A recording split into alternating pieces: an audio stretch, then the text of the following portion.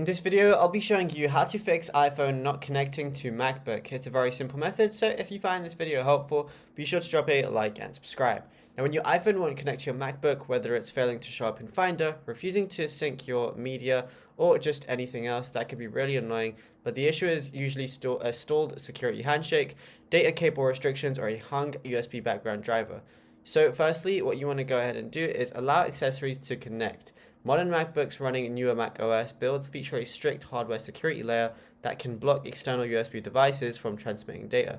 So all you want to do is go over to the top right and then open up System Settings. Now once you're in it, scroll to the left bar until you find Privacy and Security, which is going to be right here. Now once you're in the Privacy and Security section, scroll down on the right side until you locate the Security section block. And then within that, find the drop-down menu labeled Allow Accessories to Connect, and we're just going to go ahead and find that right now. So obviously there's going to be a lot of options, so we just want to go over to the accessories thingy. Right now it's on Ask for New Accessories, and we just want to always just do Always Allow, which is going to allow everything to connect. It's just going to ask for my password, and then that's it. It's going to now be on Always Allow, and then you'll be good to go. Now if you found this video helpful, be sure to drop a like and subscribe.